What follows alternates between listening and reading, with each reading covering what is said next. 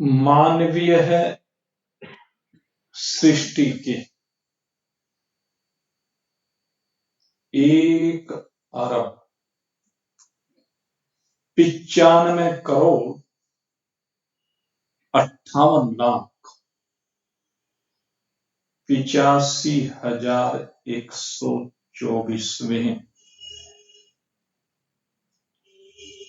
वर्ष में प्रवेश करने की शुभ अवसर पर आज नए उत्साह, नई उमंग, नवीन भावों के साथ इस कलयुग के 5,124वें और विक्रम संवत के 2080वें प्रवेश के अवसर पर अपने आप को भगवत चरणारविंदों में समर्पित करते समस्त जिज्ञासु वृंद,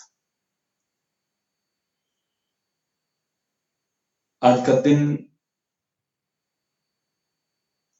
नवीन आशाओं, आकांक्षाओं, उद्देश्यों की पूर्ति के लिए आगे बढ़ने का दिन, क्योंकि माना जाता है कि जब भी किसी नूतन वर्ष का शुभारंभ होता है तो उसके प्रथम दिवस हम जैसी शुभ भावनाएं अपने मन में स्फुरित करते हैं,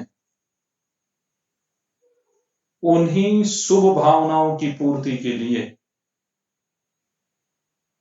वर्ष पर्यंत प्रयासरत रहते हैं। तो आज के दिन हम जो आध्यात्मिक मार्ग पर चलने वाले, परमात्मा प्रेम की राह पर चलने वाले पथिक हैं, हमारे मन में भी आज शुभ भावनाएं होनी चाहिए। और ये शुभ भावना कल्याण की होनी चाहिए।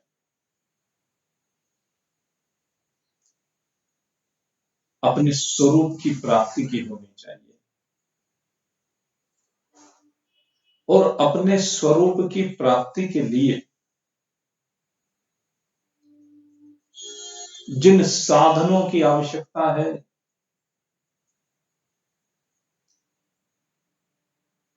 उन साधनों को पूर्ण करने के लिए आवश्यकता है एक दिव्य शक्ति।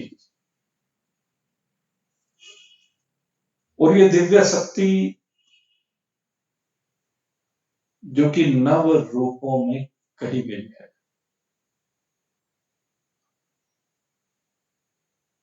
नवरात्रियों में नव रूपों में हम इनकी उपासना करते हैं। शैलपुत्री से प्रारंभ करके ब्रह्मचारी, चंद्रघंटा, कुष्मांडा, स्कंद माता, कात्यायनी, कालरात्रि, महागौरी और फिर सिद्धिदात्री, ये मां भगवती के नव रूपों की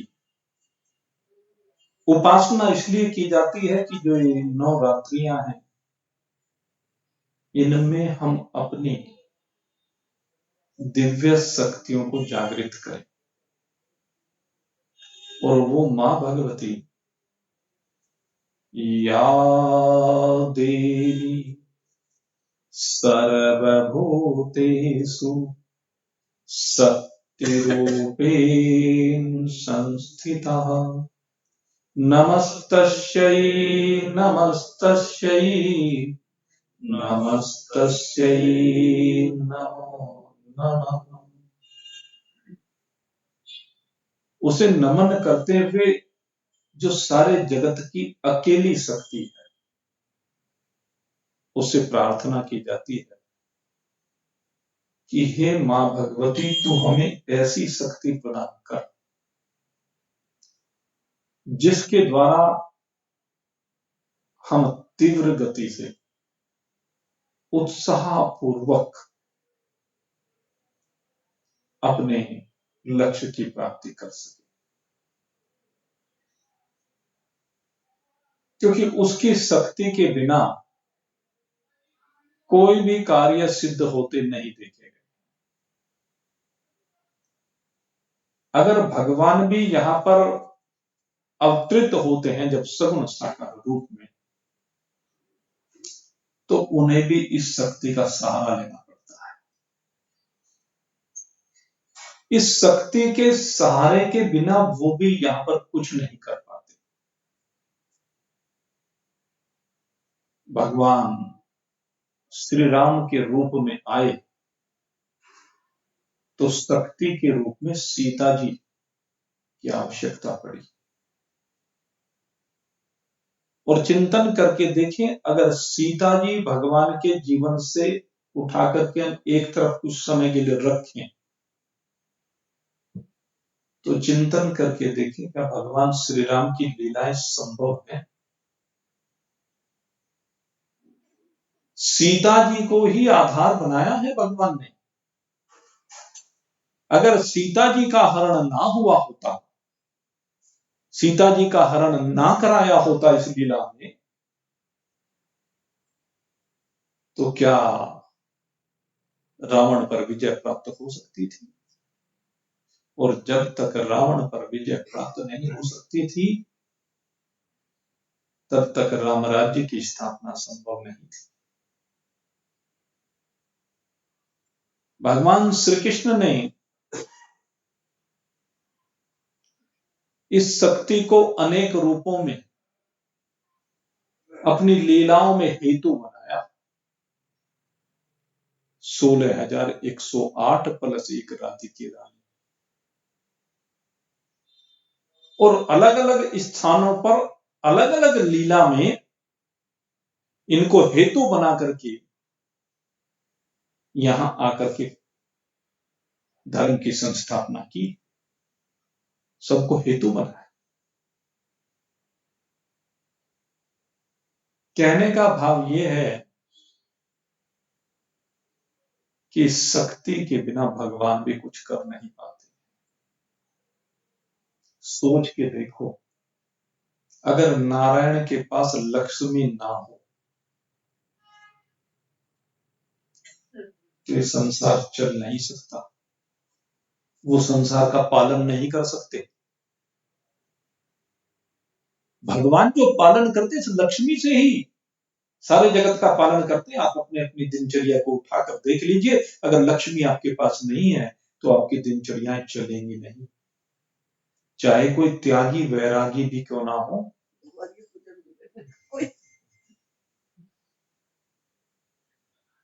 कितना ही बड़ा त्यागी वैरागी, ये घटना आती है कि एक महात्मा अपने पास कुछ नहीं रखता था पैसा। एक बार नाव से पार जाना था, अब उसके पास कुछ था नहीं। नाव वाले ने कहा भाई मुझे तो पैसा चाहिए। अब उसके बगैर वो नाव से परली तरफ नदी पार नहीं कर पाया। इतने में एक महात्मा है जिसके पास पैसा था, उसने कहा तेरा भी मैं दे देता हूं। तब जाकर के नदी को पार कर पाए। तो लक्ष्मी के बगैर किसी का पालन नहीं हो सकता, चाहे गृहस्थी संत फकीर कोई भी क्यों ना हो। तो सबको ये लक्ष्मी रूपी शक्ति चाहिए। और कहते हैं ब्रह्मा जी के पास तो 3-3 शक्ति हैं। गायत्री भी है, सावित्री भी है, सरस्वती भी है। और आप सोच के देखो, अगर किसी की बुद्धि में ब्रह्मा ना बैठा हो और ब्रह्मा की शक्ति ना बैठी हो तो कुछ कर पाएगा क्या? खूंटे पे बंधे हुए बैल में और उसमें कोई फर्क नहीं रहेगा। अगर आपके पास सरस्वती नहीं है, गायत्री नहीं है, सावित्री नहीं है, खूंटे पे बंधा हुआ जैसे पशु होता है, उसमें बुद्धि नहीं होती है, अपनी बुद्धि से वो कुछ नहीं कर पाता।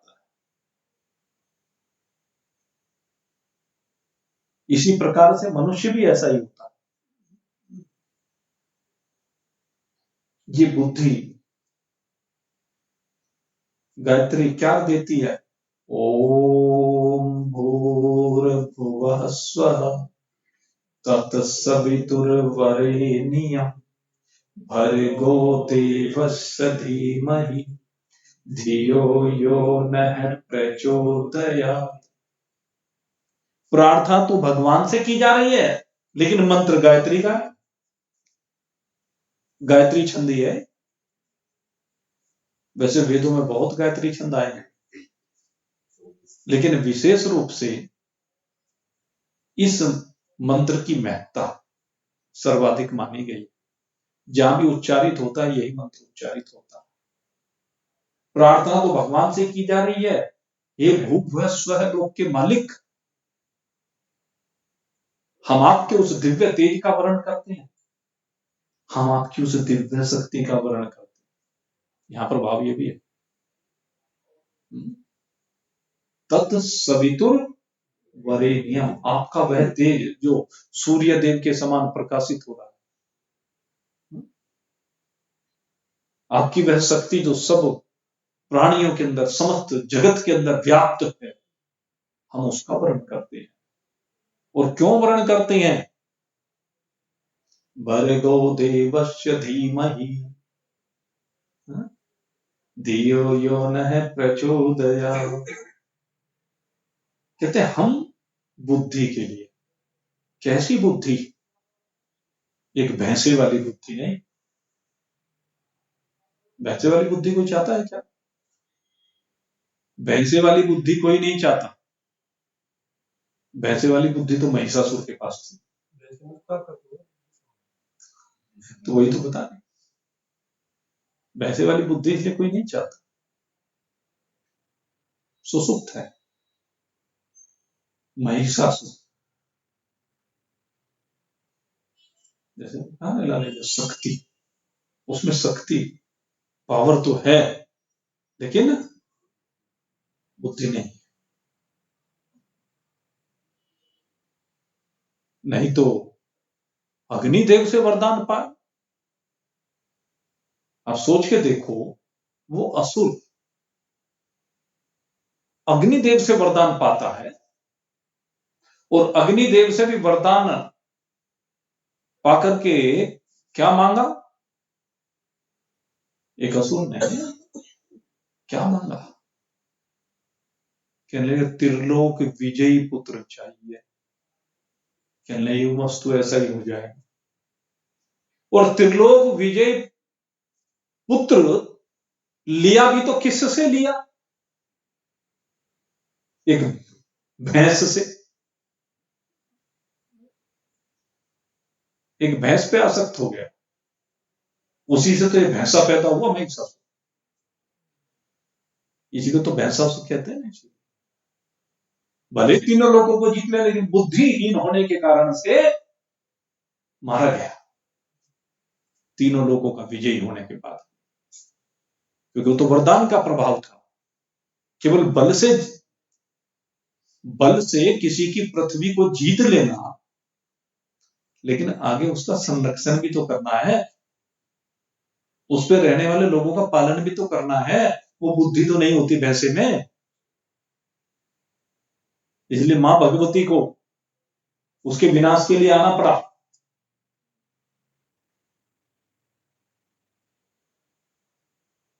तो इसलिए बुद्धि की आवश्यकता है। इसलिए प्रार्थना की गई कि ऐसी बुद्धि दो जो हमें सन्मार्ग पर प्रेरित करे, सन्मार्ग की ओर लगाए। शास्त्र में कहीं भी ये नहीं कहा कि हम गलत मार्ग पर चले, ऐसे मार्ग पर चले जिससे हमारा पतन हो, ऐसा कहीं नहीं कहा। गायत्री मंत्र में यही कामना की गई है, भगवान से प्रार्थना की गई है, प्रभु आप हमें ऐसी शक्ति दीजिए जिससे हमारी बुद्धि सदैव सन्मार्ग पर चले, सत्य के मार्ग पर चले, आपके मार्ग पर चले, आपको प्राप्त करने के मार्ग पर चले। तो किसकी महत्ता है? ब्रह्मदेव की शक्ति। ये शक्ति वहां से मिलती। लक्ष्मी भी हो, बुद्धि में शक्ति भी हो और शरीर में बल ना हो।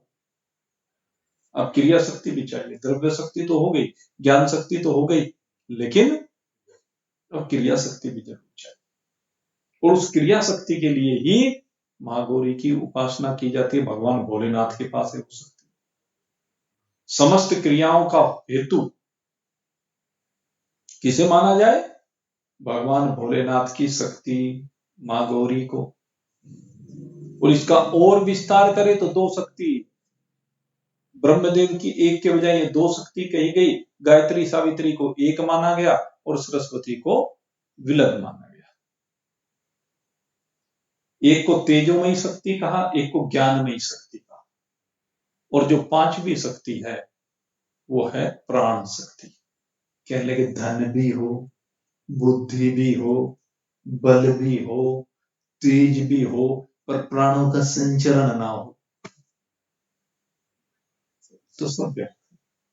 इसलिए भगवान श्री कृष्ण से प्रार्थना की गई कि शरीर में प्राण भी प्रदान करो। तो यह शक्ति विभिन्न रूपों में इस जगत के सृजन का, इस जगत के पालन का, इस जगत के लय का हेतु बनती है।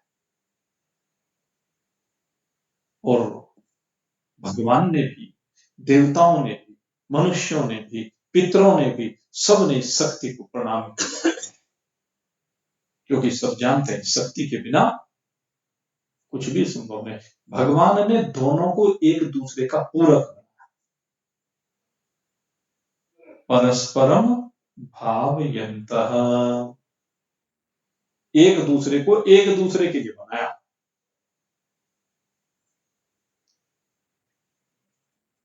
ये गीता की विशेषता है।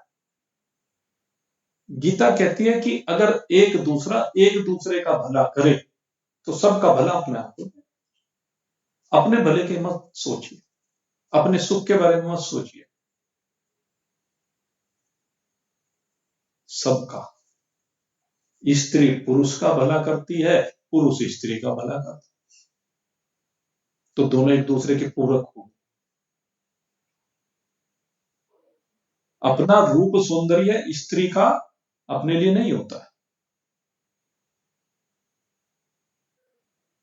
अपना धन संपत्ति मनुष्य की अपने लिए नहीं होती।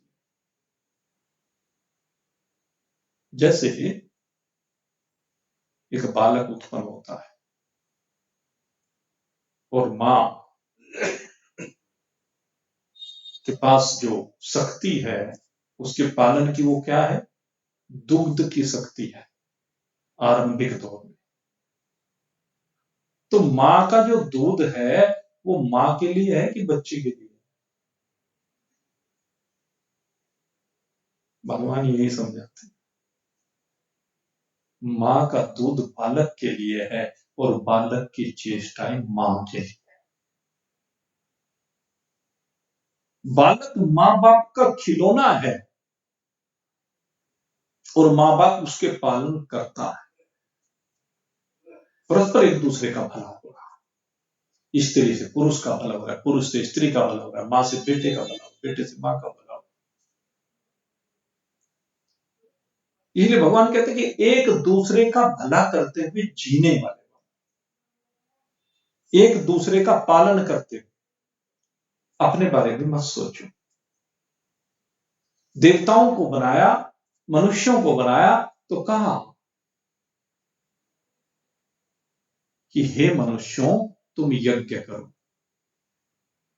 इस यज्ञ से क्या होगा? कहते देवता परिपुष्ट हो। और कहते हैं मनोयोग से यज्ञ करो। एक यहां पर विशेषता है, या तो कुछ करो मत, करो तो मनोयोग से करो।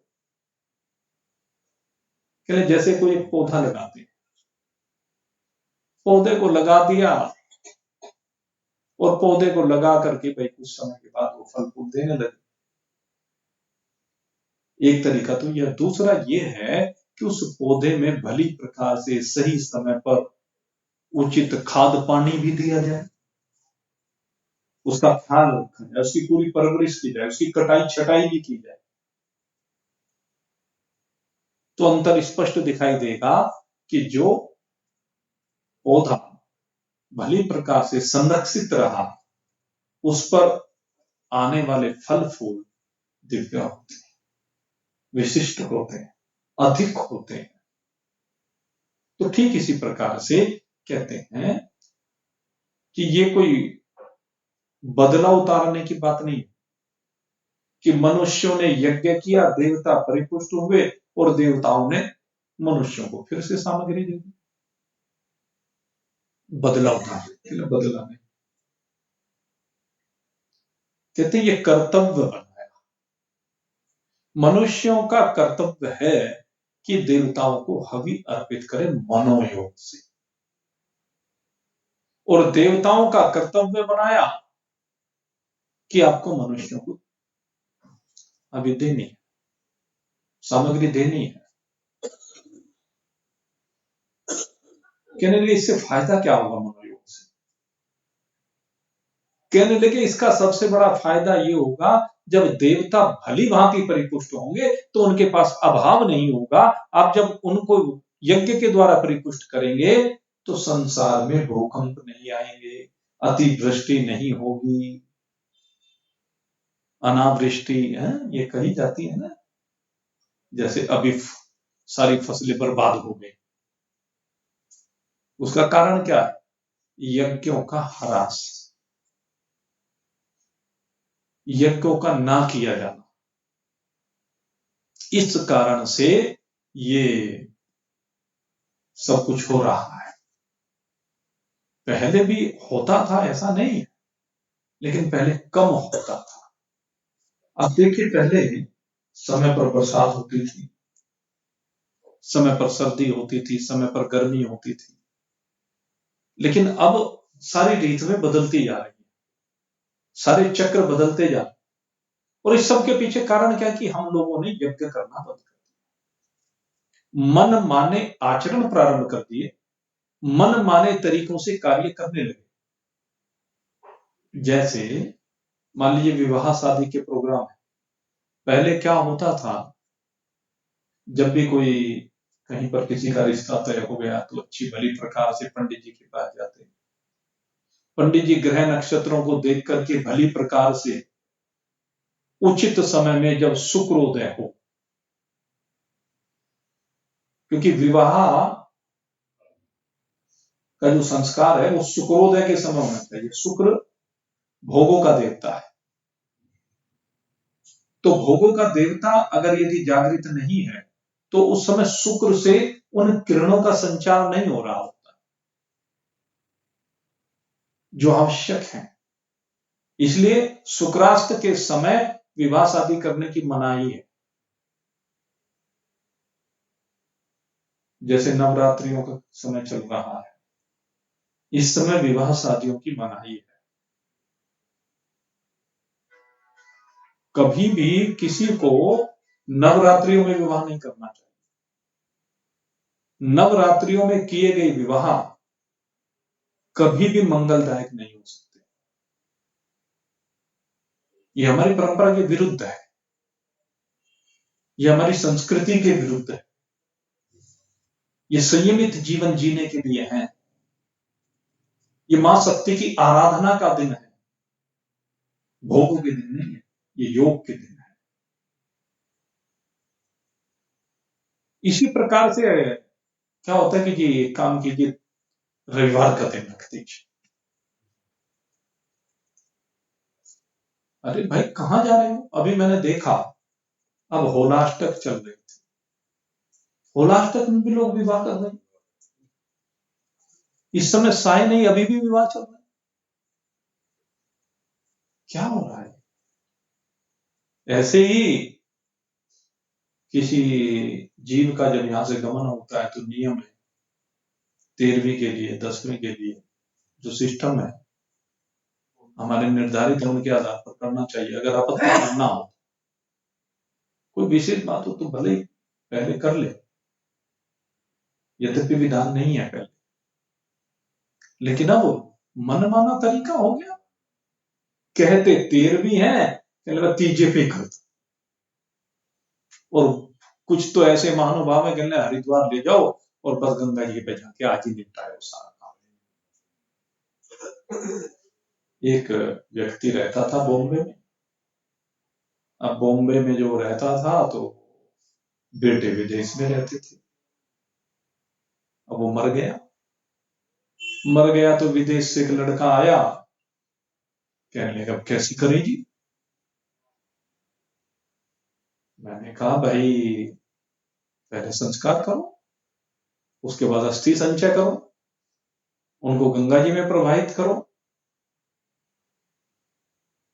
अब वो सब बात है जी, एक ही बात कर दो, अब वो तुम्हारी इच्छा, एक ही दिन जाके सब जय राम। इतना समय नहीं है, 15 दिन में तो वहां सारा काम गड़बड़ हो जाएगा। अरे यहाँ का तुम गड़बड़ कर दोगे कुछ फर्क नहीं पड़ेगा, वहां गड़बड़ नहीं होनी चाहिए। वहां से तुम्हारे अगले जीवन के संबंध है, अगले जीवन की यात्रा इन्हीं से संबंधित है, इन्हीं से तय होती है। ये मन माने आचरण, चिंतन करने का विषय, हम चिंतन नहीं करते और इसीलिए ये यज्ञ नहीं होते। घरों में पहले जो भी कार्य कराए जाते थे विद्वान पंडितों को बुलाकर कराए जाते थे शुभ कार्य। अजी कर लो अपने यहाँ पे, क्या जरूरत है, कौन उनको चक्कर में पड़ेगा, इतना सामान लाना पड़ेगा, इतनी दक्षिणा देनी पड़ेगी, ये करना पड़ेगा वो करना पड़ेगा। इसलिए विधि पूर्वक नहीं हो पाते, इसीलिए यज्ञ नहीं हो पाते, इसीलिए देवता परिपुष्ट नहीं हो पाते, इसीलिए बार बार जीवन में विप्लव आते हैं, बार बार जीवन में प्रतिकूलताएं आती हैं। क्योंकि जब देवता ही परिपुष्ट नहीं होंगे तो उसके कारण से ये जो भूकंपना वृष्टिवादी है ये बार बार आते चले,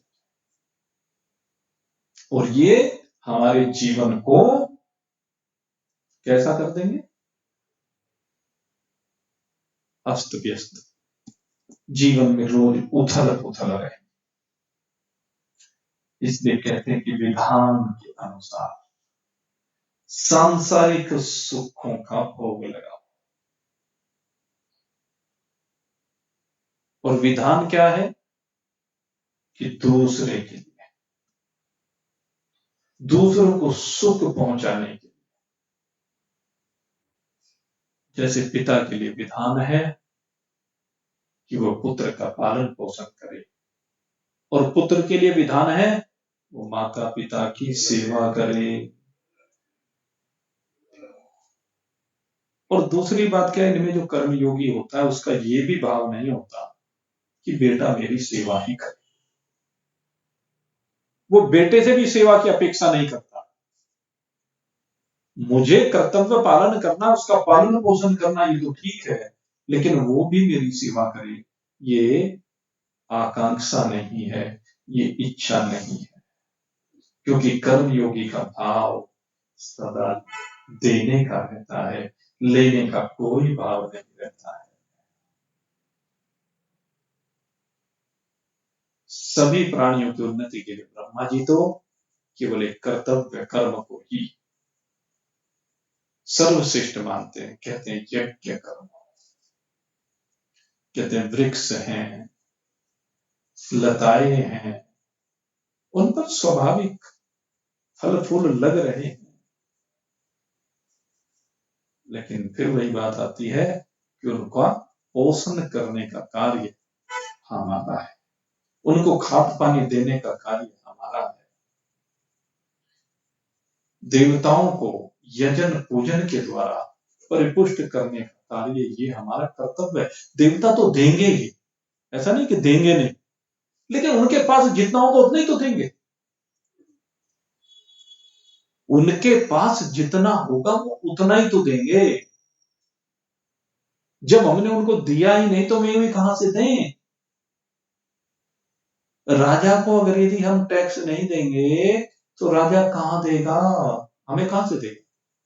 राजा एक व्यवस्थापक है जो हमसे धन एकत्रित करके फिर समाज के कल्याण की योजनाओं में लगाता है। वो अलग बात है कि आज समाज कल्याण के नाम पर अपनी वोटों को बनाने के लिए शोषण हो रहा। सबको एक दृष्टि से नहीं देखा जा रहा।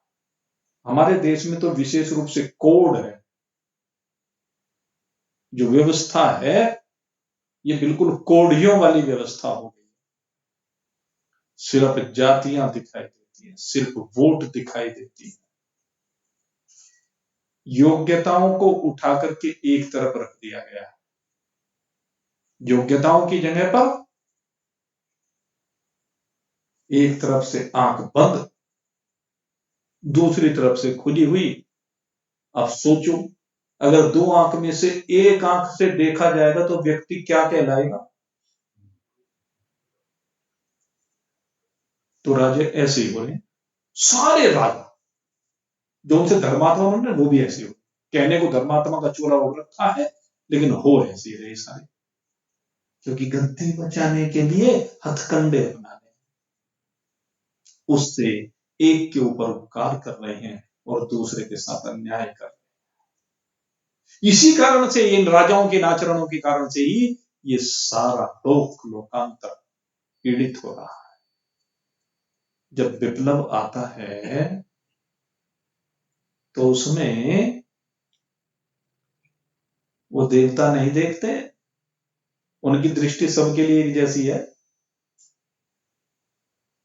लेकिन जिन्होंने परोपकार किया है, जिन्होंने यज्ञ किया है, जिन्होंने देवों को परिपुष्ट किया है, उनकी रक्षा उस विप्लव में भी हो जाती है। मकान भूकंप में गिर गया, लेकिन परोपकारी बच गया, क्योंकि घर में भी एक परोपकारी है, 10 राक्षस हैं। घर घर की एक कहानी, एक परोपकारी है, एक भगवान का भक्त है, वो भगवान का भक्त बच जाता, बाकी मर जाते। ऐसा होता है, यही विधान है।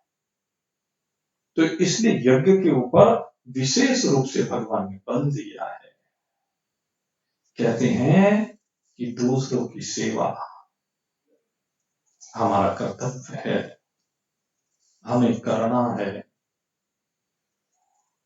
दूसरा उसके बदले में हमें सुख देता है या दुख देता है, इस बात से हमारा कोई मतलब नहीं होना चाहिए। हमें देखना ही नहीं है,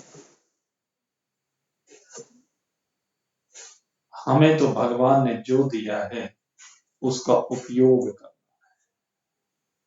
जितनी शक्ति दी है, जितनी सामर्थ्य दी है, जितना समय दिया है, जितनी समझ दी है, जितनी ये बुद्धि दी है भगवान ने, और जितनी ये सारी सामग्री हमें दी है, उसे जरा सी भी बचा कर नहीं रखना।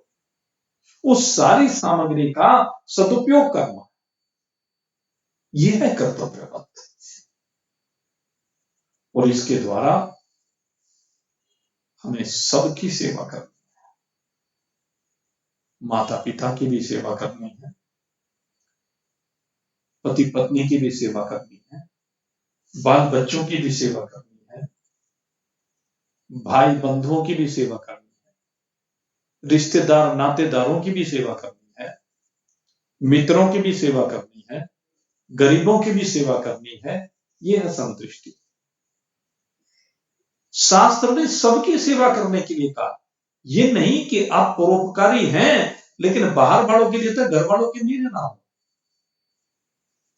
भाई सबसे पहला दायित्व भगवान श्री कृष्ण कहते हैं कि सबसे पहला दायित्व घर वालों की ही सेवा करने का।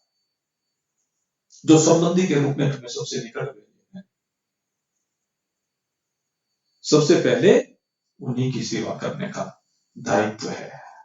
जिसके साथ हमारा जैसा संबंध है, मर्यादा के अनुसार उनको सुख पहुंचाना हमारा कर्तव्य है, उनकी सेवा करना हमारा कर्तव्य है।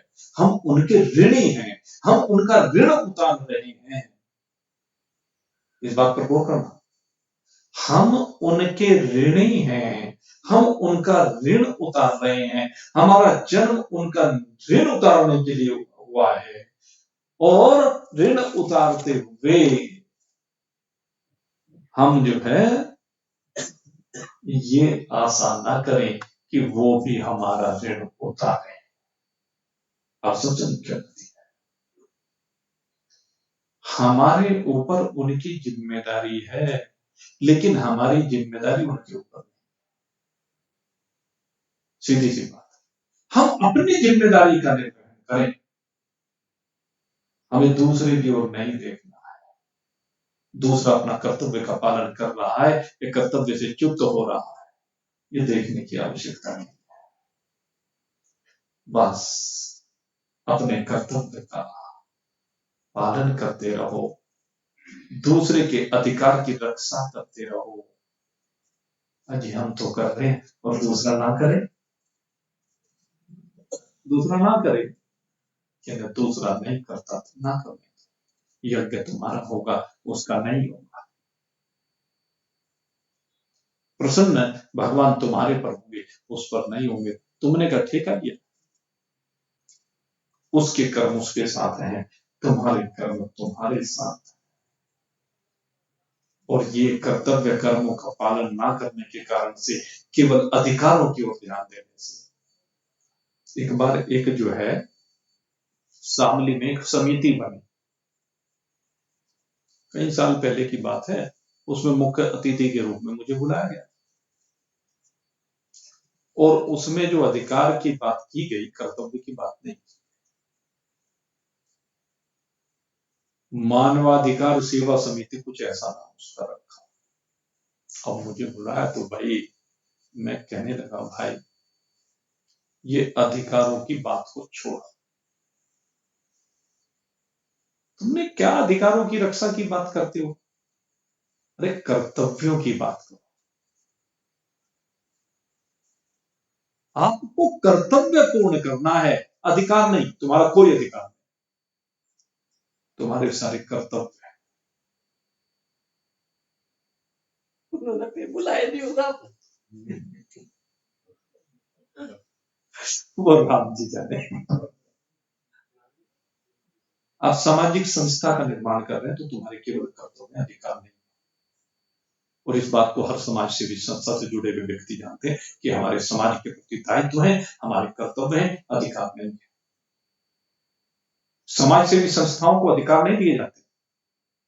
अधिकारों की जो मांग करते हैं, वो कर्तव्य च्युत हो जाते हैं।